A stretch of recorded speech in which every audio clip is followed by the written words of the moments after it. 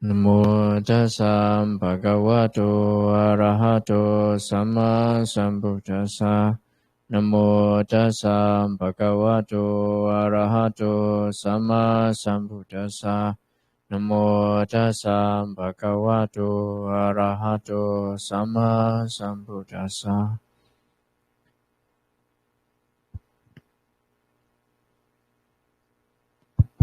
Okay, before we start with today's lesson, do you have any question pertaining to your practice? Any question? Any obstacle?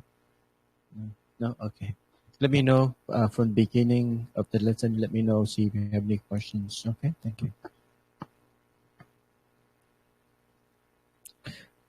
So last week we have the lesson on the meaning of the Arahant. We pay homage to the Buddha as an Arahant, the quality of the Buddha. So we need to know what it is so that we can practice like him and to truly become his disciple by practice just like him. So that is the last week lesson. Today's lesson is based on one question during the Dhamma discussion weekday of the monk and the nun at the temple.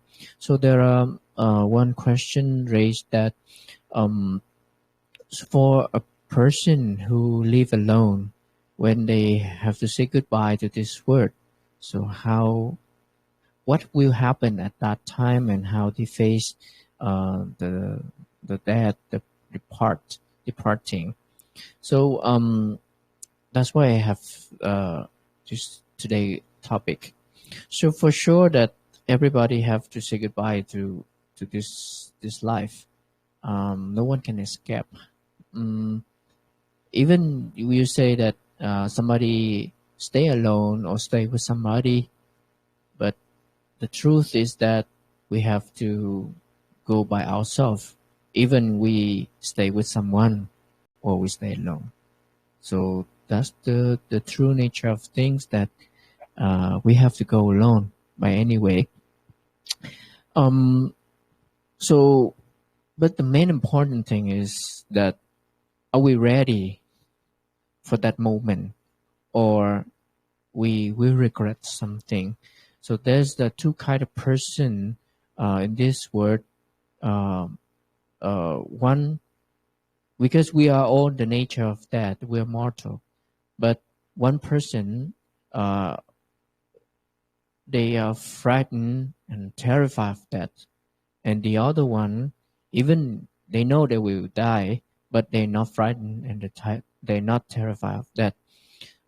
Today's lesson is based on the Anguttara Nikaya, the numerical discourse of the Buddha. The Buddha talk about two kind of person. Because one Brahmin come to the Buddha and ask that he think that there are everybody have to die, and all of them should be frightened and terrified of that. But the Buddha said, yes, everybody have to die, but there are some kind of person afraid of the death, and some not scared of the death. So how could the different? So talk about the first kind of person. They are subject to die, but they frightened and terrified of death. The first kind of the person is someone who's not devoid of lust, of desire, affection, passion, craving for sensual pleasure. And because they attack to the craving for sensual pleasure, or when there's an illness occur to them, they lie on the bed, and they would think that he or she would think that, oh, the sensual pleasure I enjoy dear to me, it will leave me, and I have to say goodbye. I have to depart from what what pleasure to me, or the sensual pleasure to me, because he or she think like that. So he or she sorrow, lamentation, and beating her breast. Why I have to say goodbye to those things I love? So that's the first kind of person subject to that and is frightened and terrified of the death. So there are 5 kinds of sensual pleasure. what is the form cognizable by the eyes, that is wished for, desire, agreeable, likable. Whatever object of the eye that we like it, we love it, that's the sensual pleasure of the eye. Whatever sounds cognizable by the ear is lovable, desirable, that can be the sensual pleasure for the ear. The same things with odors for the nose, flavors for the tongue, tangible object for the body. So with these kind of sensual pleasure, is it agreeable, is likable for us, and we go further by attached to it, by craving for it. And when we have to say goodbye for it, we suffer a lot. We don't want to say goodbye to it. For example, we have a beautiful house that take a lot of effort, a lot of time to build or to buy it, a lot of money to build a house. But one day we have to say goodbye. Nobody can live forever. Then what will you think at that moment? You will say, why I have to leave this beautiful house? It take me a lot of time, a lot of effort to build it. So that is the first kind of person, attached, craving for the sensual pleasure. There is a second kind of person that they have not devoid of lust, desire, affection, craving for the body, his or her body. And when they stay on the bed with the illness, they will think that, oh, my dear body will leave me. I have to leave this body. And then because of that, he or she will sorrow, lament, weep, crying, beating his breast, and being confused. Because we attach to our body, we think that it is our body. We want to make our body be the perfect, the good one. And because of that, we don't want to say goodbye to this body. And some people will try to preserve it, even they're getting older and older, but they don't want to let their body by the time. So in the time of the Buddha, one thing happened that one time Venerable Rahula, who is the son of the Buddha when he was a king, so Venerable Rahula go arms round behind the Buddha. And because, Rahula is the son of the Buddha, so he adopts a lot of beautiful, good-looking appearance, just like the Buddha. And when he go behind the Buddha, or when they go arms round, Rahula think that, wow, my Buddha, he is really beautiful with all of the beautiful mark of the great man, and his aura, how beautiful it is. So I am his son. So if he is the king, so I would be the prince, or I'm his general. So I'm just like beautiful like him, just good looking like him. And that thinking is dangerous. Do you know why? You can imagine that somebody in this world, they use their beauty, they use their good appearance to do something bad for other people. Or because of their good appearance, if they think not correctly, unwholesome might cover them, then they can do a lot of unwholesome deed. So in the same way, the Buddha saw Rahula mind, that he attached to his body, he craving for his body like that. So the Buddha afraid that it would go further, and Rahula may commit unwholesome deed because of that kind of attachment. So that's why he turned back and teach Rahula not to attach to his body. I will not go further to this story, but to let you know that attached to the body also a thing that could happen at the moment of the death, that we have to leave this body and go to another life. So that is the second kind of person, they subject to that, and they afraid, they scaring of departing.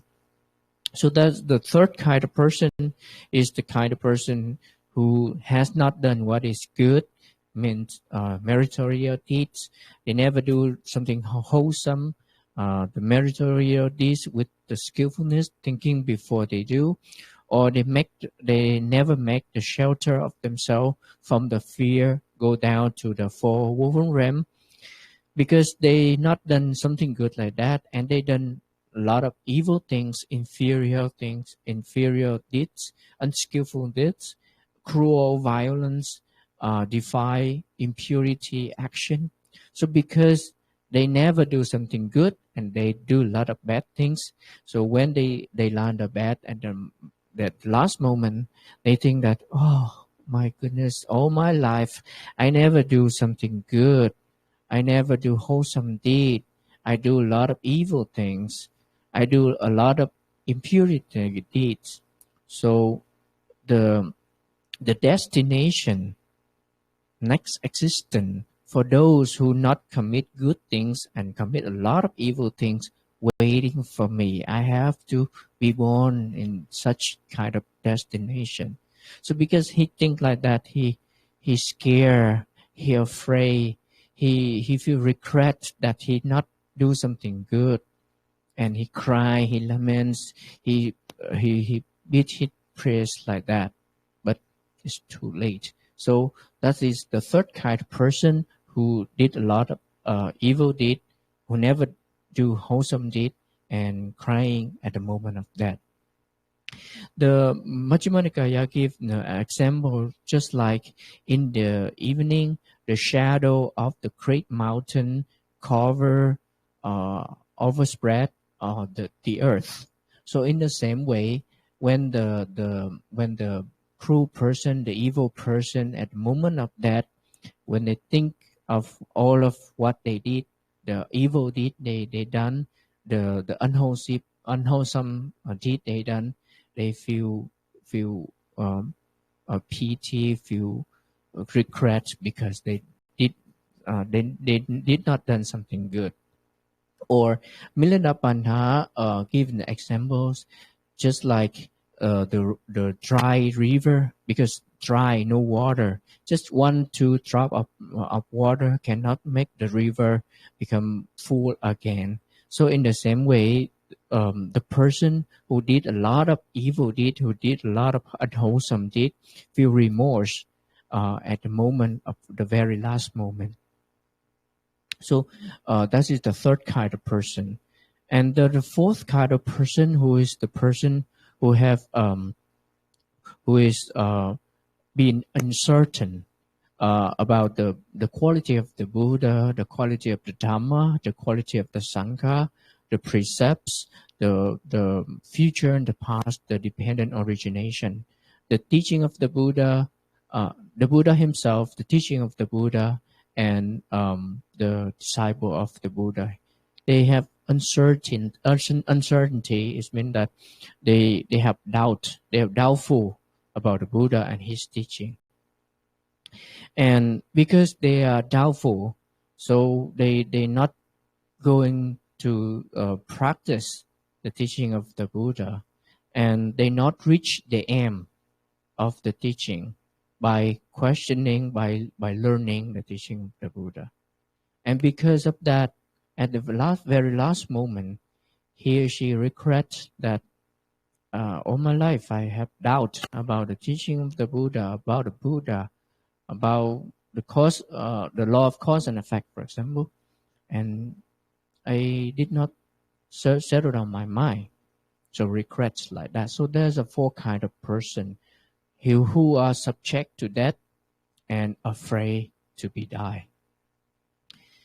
But there are also a kind of person who are subject to death, but they are not afraid, not frightened of death. That's the first kind of person who devoid of lust, desire, and kind of craving for sensual pleasure.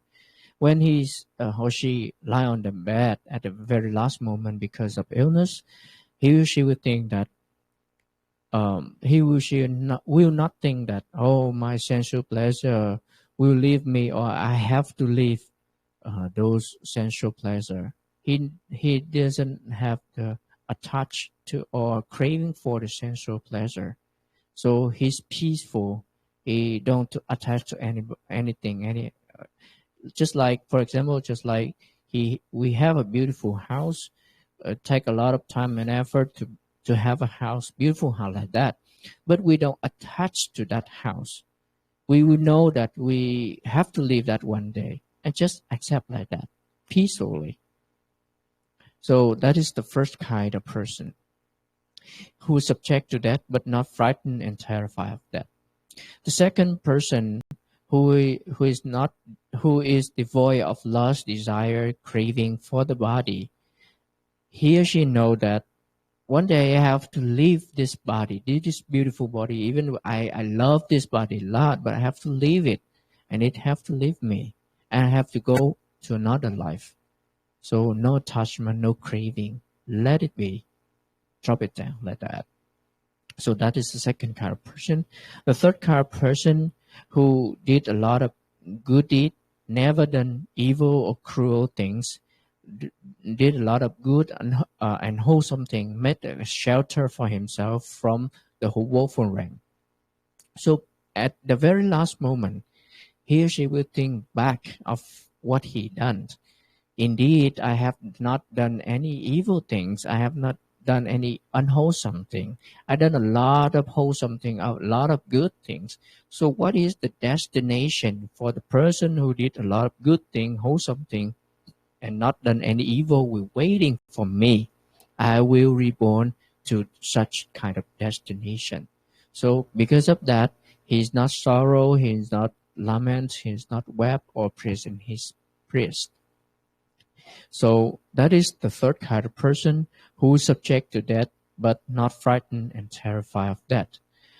Just like the well in the Milinda Panha, there's an example that just like the person who often share with other person, who often offering, who live a righteous life, who live morally, he or she glad, with joyful, happy, and feel really happy because of what they have done. And whenever they think back that I used to do that, I used to do that good, I used to be to take precept, I used to do sharing food, blah blah.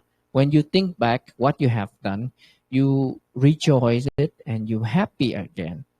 So in the same way, just like a water, a well water, the water will it, even it come one way and it all go out one way, but on it, but never it never stop, never dry up. The well never dry up. In the same way that when you done good thing, when you done wholesome thing, it will always full in your mind happiness when you think back what you have done.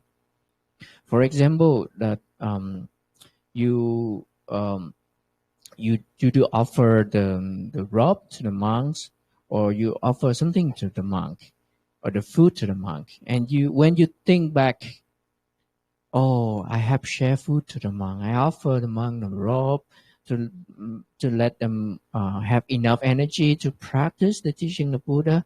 When you think like that, you feel happy because you have done something good. And maybe at the very last moment, you may think of that, and you will not afraid when you have to say goodbye to this world, because you have done something really good, and you know that the good consequence will waiting for you. So that is third kind of person. And the fourth kind of person, he or she never have the doubt, and have the right decision in the good Dhamma. And when he knows that is the good teaching, when he knows this is the righteous way, the way will lead us to free from suffering, we will learn the teaching of Buddha thoroughly by questioning, by learning thoroughly, and then we practice to remove our doubts in the teaching of the Buddha. So at the very last moment, he or she never regrets that my whole life I never try to learn, try to understand, or try to practice the teaching of the Buddha. You see, so that are for kind of person, even they are subject to that, but they are not afraid when they have to say goodbye to this world. That could happen to us too. During the time of the Buddha, there was a man, a famous one called Anathapindika. I think most of you know that name. He's a rich man who how to say, who used a lot of gold to buy the land to build temple for the Buddha. Is the temple called Jetavana. He is Anathapindika, and he's rich, and he share with people who need help, and he offered a lot to the monk and the nun. But at the very last moment of the death, when he lie down on the deathbed, the suffering is too much overwhelm him, and he feel like cannot be patient anymore. It's really painful. And then he invite the family invite Venerable Sariputta and Venerable Ananda came to visit him. Venerable Ananda asked him that how you feel, the householder Anathapindika. Anathapindika said that it's really painful. The feeling is too bad for me. I cannot be patient. It's really painful. So that the Venerable Sariputta teach him not to attach to, not to harsh to anything. So the discourse is really long in Majjhima Nikaya, the Middle Length discourse. I'll not go too further, but the main things is like should not attach to, should not harsh to anything that good for eyes, ears, nose, tongue, body, even the object or the feeling or anything else should not attach to anything. So because of that, he cried. Anathapindika, he cried. And Venerable Ananda asked, why you cry? I cry because I really happy. Now I understand the teaching of the Buddha thoroughly.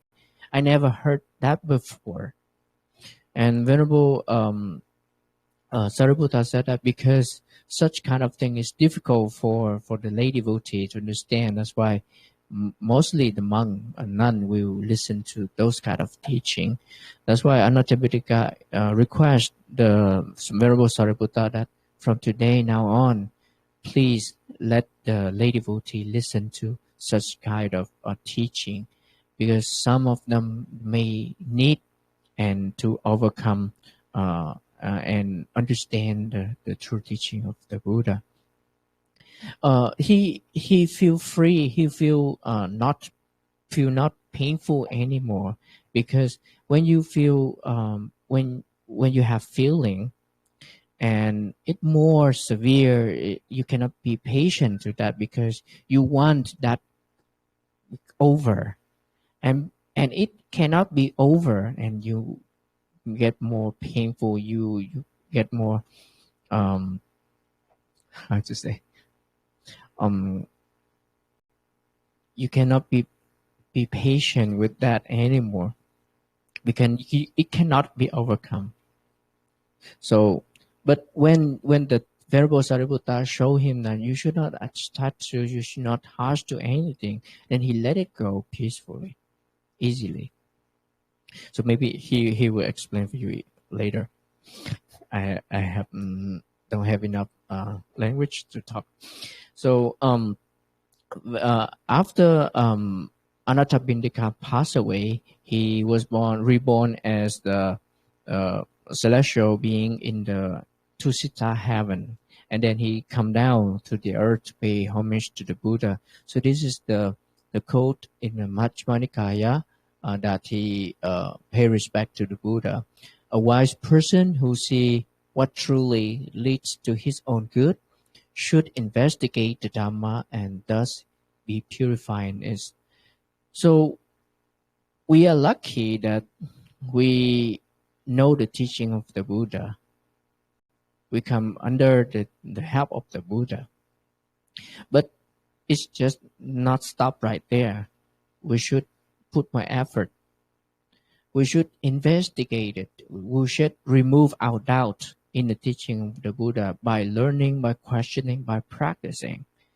And when we're doing that, we should live unattached to anything outside of us, our body, and do a lot of wholesome thing, never do an evil thing, unwholesome thing, then we get ready for our next life. Because no one of us can escape the last moment of that. But how we go and how we face it is the different thing we need to talk about. So that is what I want to share today. Ready for depart. Thank you for your listening.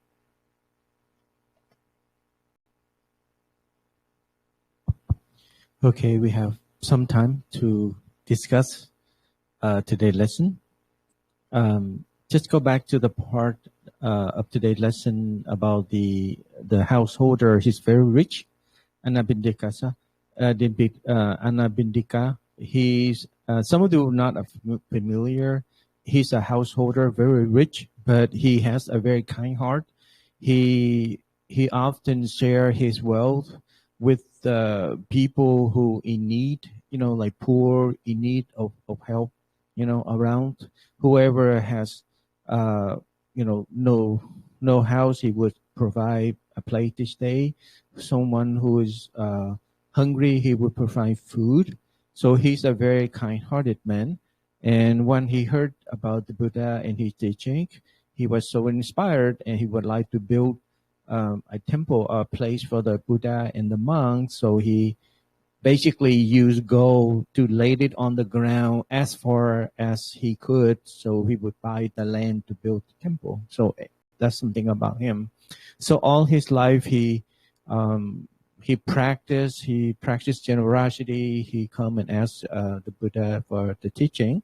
And the last moment when he died, even so, he's already attained the noblehood, but the pain, the body pain is overwhelming him that he barely can handle. Once asked, so Sariputta and Ananda explained to him how to face the pain, how to let go, not to hold attached to the body, so that way he can be free from the suffering and can die peacefully.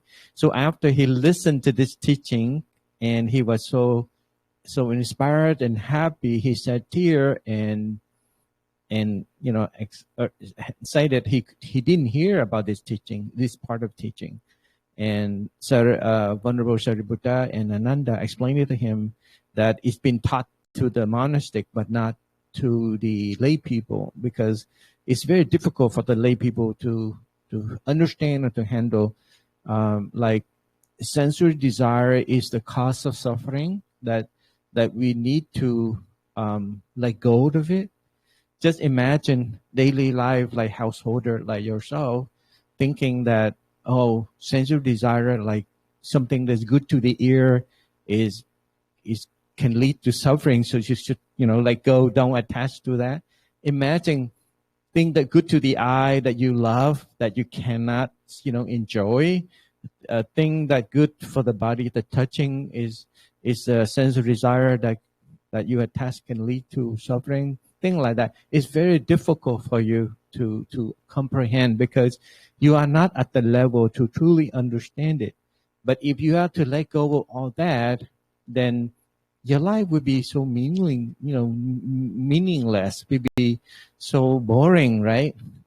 But for the monastic, for monks' life, we practice like that. We don't look for enjoyable things, things like that, because sense of desire is a dangerous thing. It could lead to a lot of suffering and attachment. So That's why this kind of thing is not common to the lay people because they are not at the level to understand it yet.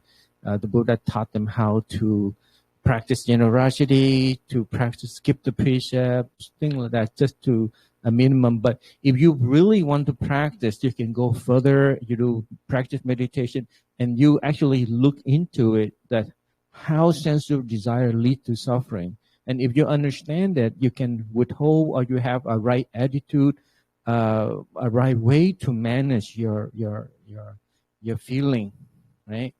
So, as a laceholder, how can you handle the thing that's desirable to you, but at the same time you keep yourself out of trouble, not to get too attached, and then if you die, you might be born in a woeful realm, or the attachment will lead you a lot of suffering. How should we handle it?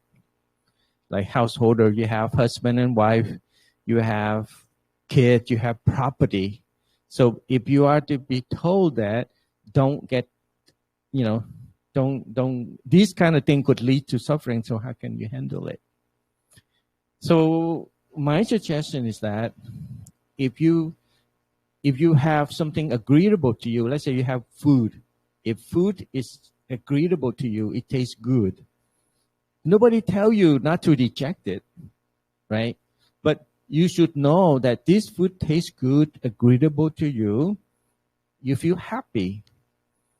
But understand that another day you might not have this kind of good food. So, okay, if you have good food, enjoy the food. But understand that you might not have it like this the next day or later. So enjoy it, but next time when you don't have the food that's agreeable to you, you still keep calm and be okay with it. The attachment is the cause of the suffering, not the agreeable one. You see what I mean?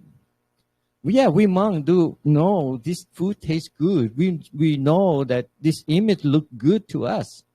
And we know that this good is doesn't taste good to us. We know this kind of thing. But the food that tastes good, agreeable to us, do we attach to it? We shouldn't. If we do, suffering will follow. And the thing that not agreeable to us, do we know it? Yes, we know. Should we detest it? No.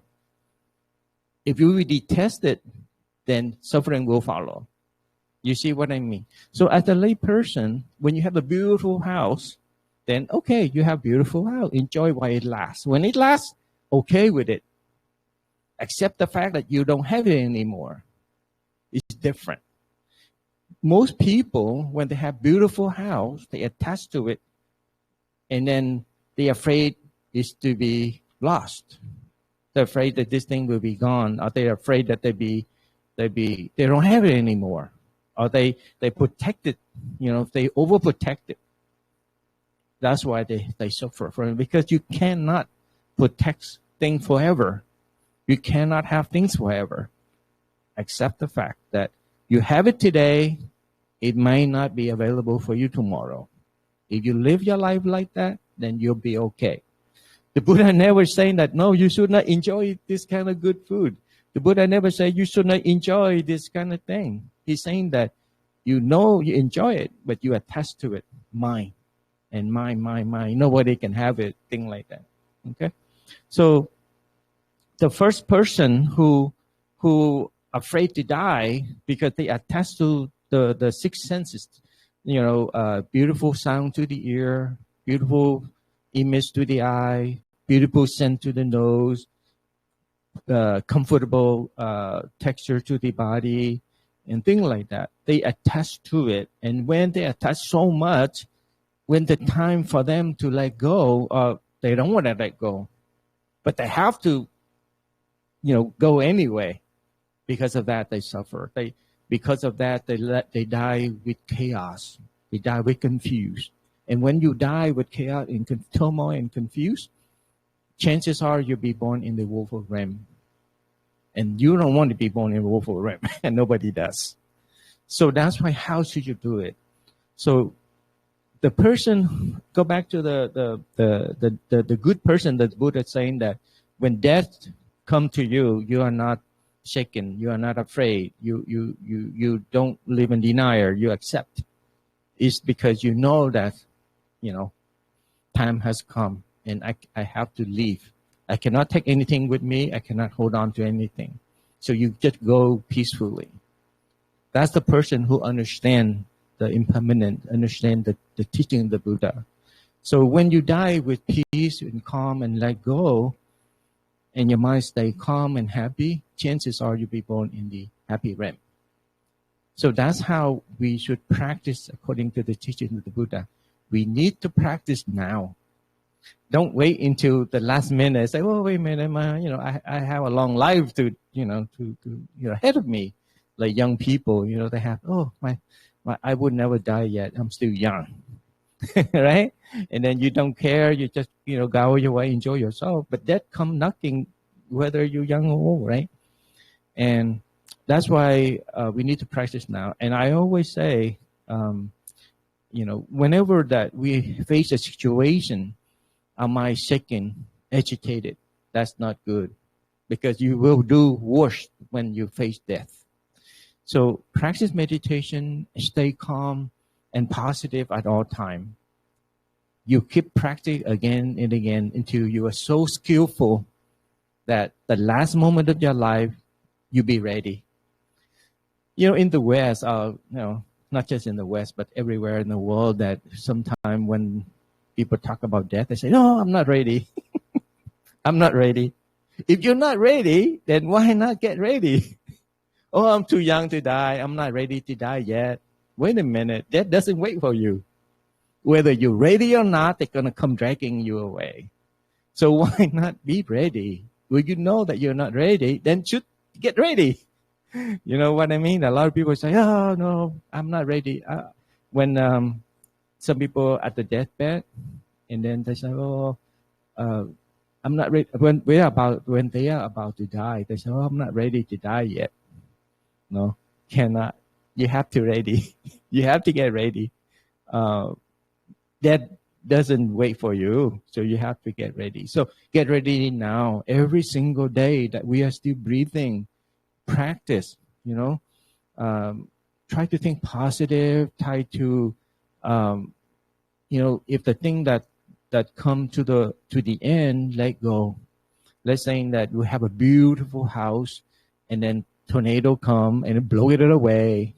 Accept it.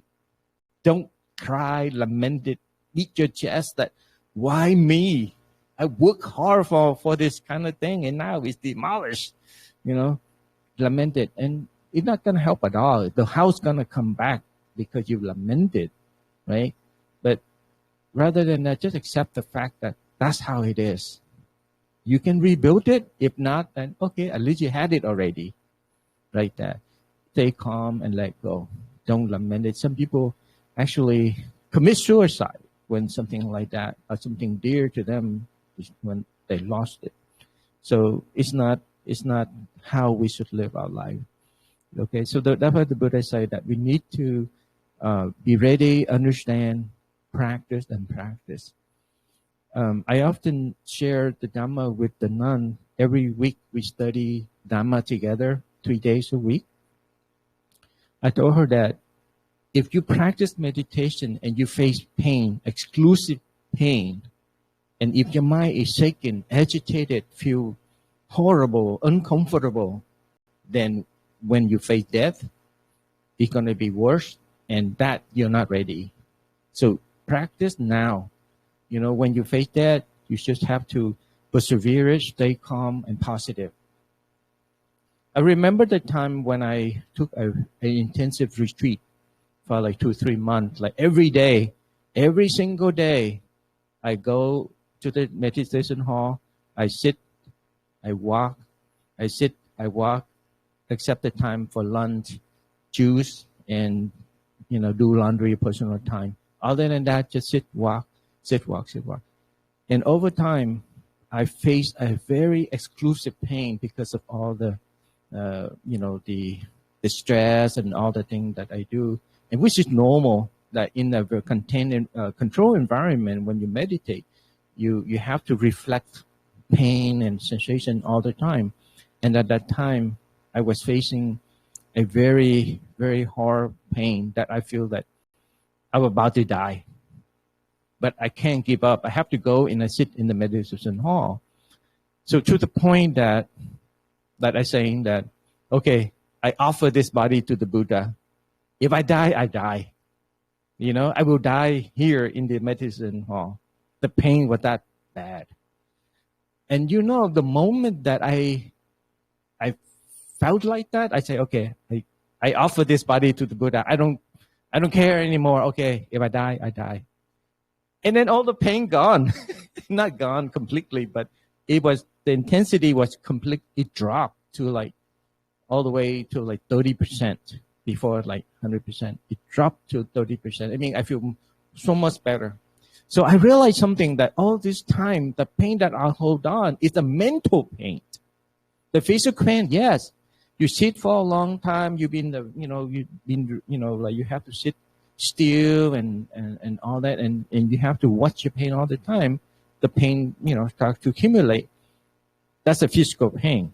The other 70% is the mental pain that I feel.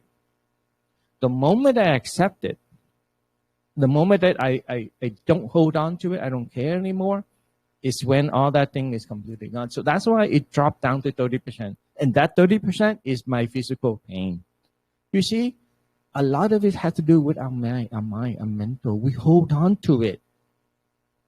And I always say that, I give this analogy that attachment is a very, very dangerous thing. It's like you are holding a double-edged knife. So how do you feel? What happened when you hold a knife that has, double edge, sharp? The more you squeeze it, the more you get cut and bleed, right? So it's like that. So the more you hold on to it, the more suffering you get. So that's why the Buddha said attachment it leads to a lot of suffering. But the craving is the start, but the attachment is the cause of it. So that's why we need to learn that. We need to live our life, with the true understanding, so that way we can have a very peaceful life. Okay. So based on this lesson, do you have any questions? Any questions or anything? Yeah, mind and body is two entity. Yeah, two different. They are interdependent of each other, but they are two separate entities. Okay, mind and body, they are separate, but they depend on each other, and one cause the other, the effect, and the effect will be the cause again. So they kind of interdependent of each other. And the sensation, there's also two types of sensation: body sensation and mind sensation. Even though the Buddha already enlightened, he still has body sensation, body suffering, body pain, but he doesn't have mind pain. So there's two different ones. Body pain, body suffering, we cannot do anything about it, because you have this body, you're prone to have sensation regardless. But we have the choice to make our mind suffer or not. It's something we can make a difference, we can control. So there you go. And a lot of the time, the mind suffering is more dangerous than the body suffering. Okay? Yeah. So this lesson come about when we monastic in the temple come together every day for Dhamma talk or Dhamma learning. The nun raised the question about the people who live alone. Some monks, some nuns live alone, and some lay people live alone. When they die, what will happen to them? Where will they go? How will we be reborn? So I told her that whether you're a monastic or you're a lay people, the outcome is no different. If if the monastic who practice, monastic, we talk about monk and the nun, the one who shaved their head with a rope. If you practice and you know how to live your life, you practice well, when death comes, you know what to do with it, right? So if you know how to deal with it, you know how you do the positive way, of course you'll be born in the happy realm. But if monastic doesn't practice accordingly, according to the Buddha teaching, then they will go down the same way with the lay people. Vice versa. The lay person who practice according to the Buddha, they know how to deal with it with a positive way. When they die, they still be born in the happy realm. If not, they go down to the unhappy realm. So the key is, the difference between monastic and the lay people, there's no difference. The only thing that's different is the practice. And how is it? You could raise it like, wait a minute. Lay people, if they don't practice, they go down. If they practice, they go up. Monastic, if they don't practice, they go down. If they practice, they go up. So why would I want to be monastic? Why would I choose to be a nun or a monk? If there's no difference, the outcome is no different. The shaved head and the robe doesn't shave you. What you practice will shave you. The difference is monastic, we devote our whole life, all our time to the practice, different from the lay people. Because householder, they have marriage, they have husband and wife, they have kids, they have property, they need to manage, they need to take care. So they don't have a lot of time to practice. That's why we call them part-time practitioner, whereas monastic we call full-time practitioner. That's the only difference. That's why we always encourage each other as monastic. We should do what we're supposed to do. We should save all our time to the practice because that's what we choose to do. Remember, as a student, we can be part-time student and full-time student, right? Part-time student, you go to work half time and you have to go to school half time. But full-time student, they don't go to work. They concentrate 100% to their study. So the same way, monastic is the full-time practitioner. Lay people is a part-time practitioner. Because lay people have a lot of hindrances, right? They have, hindrances because family and property. So that's why it makes it difficult for them to practice. Whereas monastic, we let go a lot of stuff. That's why we give up a lot of things. It makes our practice easier. It's not the only difference. So go back to the monk who stay alone in the forest. And if he doesn't practice, according to the Buddha teaching, you go down the same way.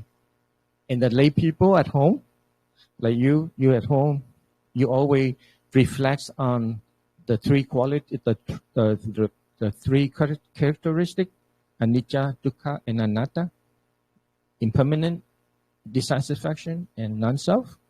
Always keep your mind calm and happy, positive. I would say positive. Then when you die, you go up. Even though you have a lot of responsibility as a lay person, but you know how to practice, you can still, get good attainment. Okay? So it's not about, how it's different. It's all about the practice. Just that you know. So another question she raised that Anabindika, the householder, the rich householder, when he died, he actually, when he was still well, he was a Sotapan, he's the first noblehood.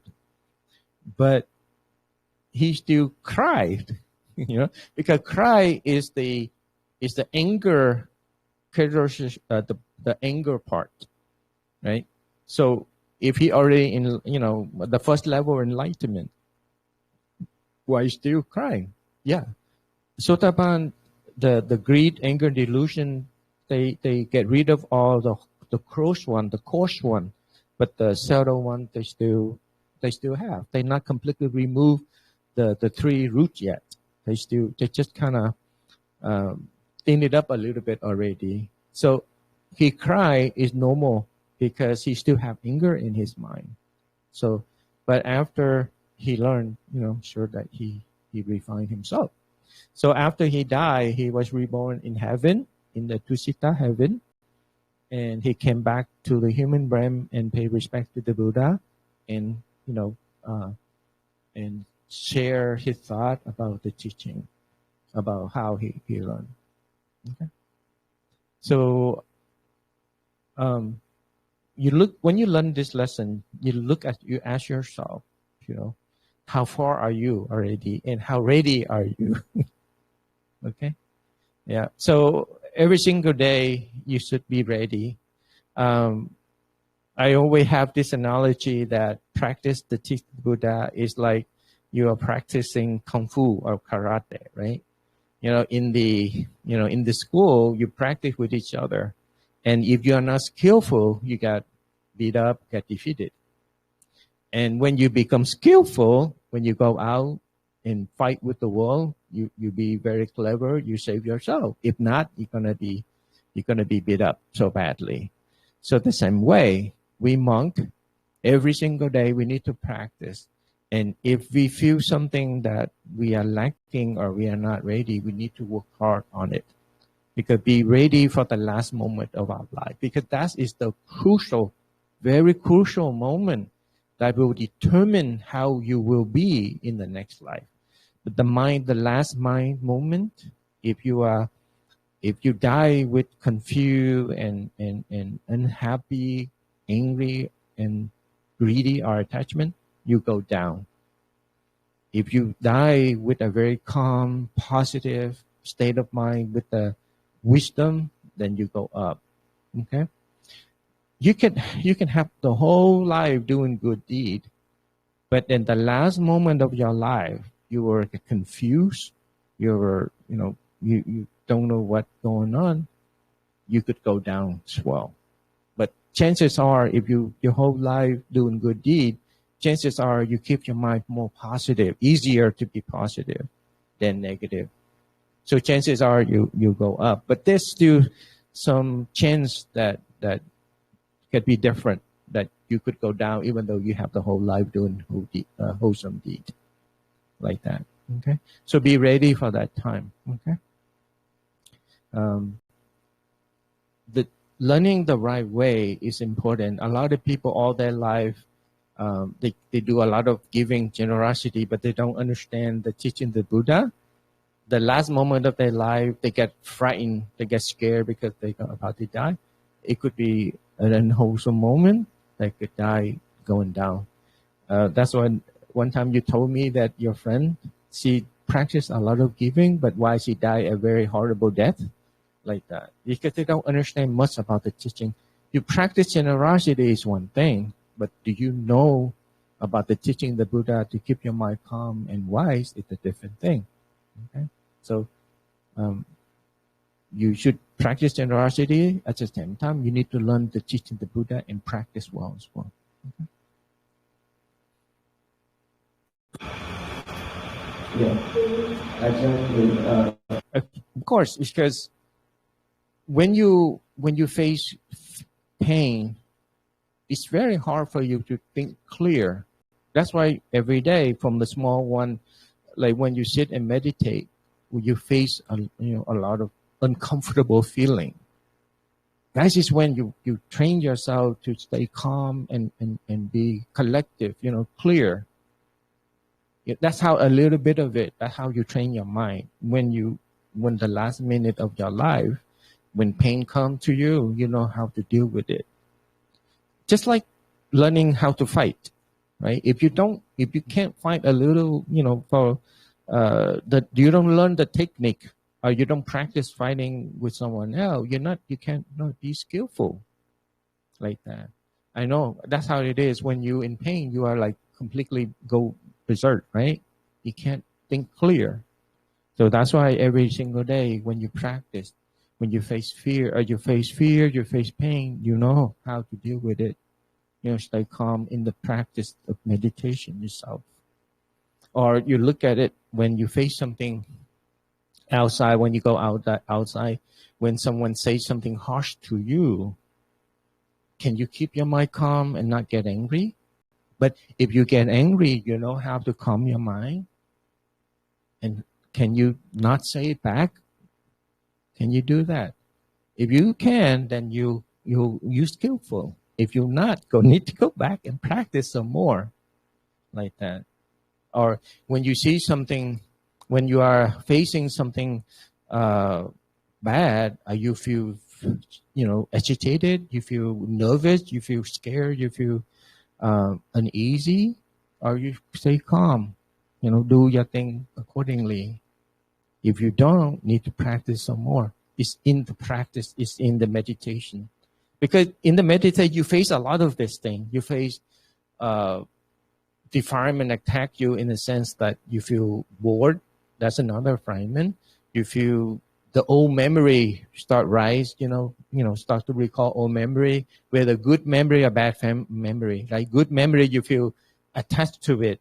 You feel happy, you're attached to it. You don't want to let go. You want to keep thinking about that good memory. If it's a bad memory, you feel very unhappy. You all the sad story recall, and you feel you could actually sit and cry, thing like that. So that's another defilement that you need to face. You need to deal with it. When sad memory rises, you know how to deal with, not get yourself in, get sad, or happy feeling, you don't get attached to it. Or pain rises. Pain is very common. When you sit for an hour or so, pain start to rise. So how do you deal with it?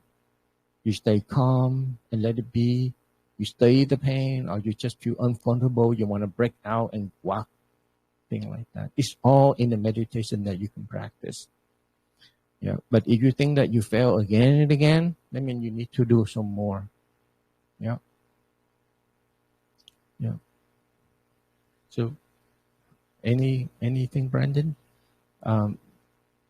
You learned about the Buddha teaching, but you need to put it into the practice. Like, for example, meditation. I think meditation is the best to let you see how your mind reacts when you face certain things, like that. And I know it's a culture thing that whenever we talk about death, people feel so unlucky. So it's, like bad. They don't want to mention it. Like my mother, for example, I wonder if she's listening, but she doesn't understand English. She's also in the room. Whenever we talk about death, it's, don't talk about death. It's bad luck. Especially the New Year, right? New Year. Oh, New Year, you should not talk about bad thing, But then again, that doesn't wait for you. It doesn't care whether it's bad or good. When the time comes, they just come and grab you, right? But we need to reflect it every day. We need to practice. We need to reflect it and be ready. Okay. It's a good topic. And a lot of people say, oh, how come Buddhism always talk about death? So negative. Well, you talk about death, it's negative when you just only talk about it. But you don't, in Buddhism, we talk about it. We also talk about the solution, how to live, how to stay alive, right? So it's not negative at all. It's a positive, right? If you know you're going to die, then you need to live your life accordingly. You live your life happy and thoughtfully. So that's very positive, okay? Don't think negative, yeah? Actually, the Buddha talked about dukkha. Dukkha is suffering and dissatisfaction. But wouldn't that be the fact in life? Who would tell me life is not suffering? It's suffering from one level to the other level, from one kind to the other kind, but suffering will be everywhere. Then every one of us faces, right? But if you know your problem, then you will find the solution, don't you? First of all, you need to recognize your mistake. You recognize your problem first, then find the solution. That's what the Buddha point out.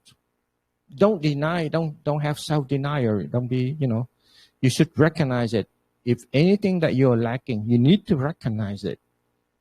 Then work on a solution. So the Buddha did talk about dukkha, but he also talked about the cause of the dukkha. And then he goes on talk about the place there's no dukkha and the way to get there. So how can it be pessimistic, negative?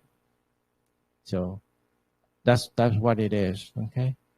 And in our practice, we talk about death, marana sati, reflect on death. Will you live forever? If you don't, then you need to talk about death and be ready to it. If you don't want to talk about death, that means you will live forever. Then no, nothing else to say. But everyone's, whether you are heaven being, animal being, or low life being, and talk about insect, not, will die anyway. And if it's so, then you need to talk about that and how to live, accordingly. Yeah.